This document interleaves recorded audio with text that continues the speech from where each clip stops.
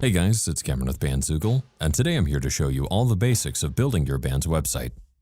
Now that you've completed the initial 3-step setup, we can start using your control panel.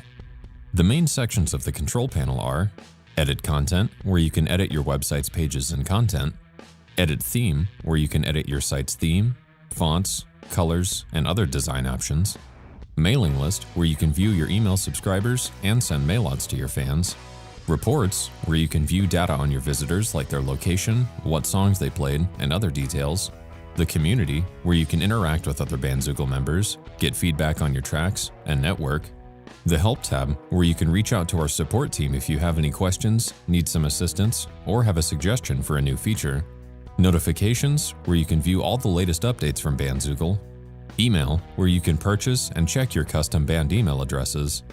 And the Profile icon, where you can adjust your billing info, upgrade your plan, add domains, and change your login information. Since you've just created your site, the first thing you'll want to do is add your content in the Edit Content tab here. By clicking the Pages icon here, we can display all of the pages on your website. These pages display in the order they appear in your website's menu. You'll see the initial pages here, and you can use these to start building your website. You can also add and delete pages to customize the content on your site. To add a page, you can click the Add Page button here. You can select which type of page you'd like to add, set the page's options, customize the access options, and set up custom tags for your page. To reorder the pages, you can click and drag a page to where you'd like to place it in your site's menu. And if you'd like to delete a page, you can select the pencil icon here and then select Delete Page. On each page, you'll see the features. These features can be edited, moved, or deleted. To edit a feature, simply click the feature, make your changes, and then select Save.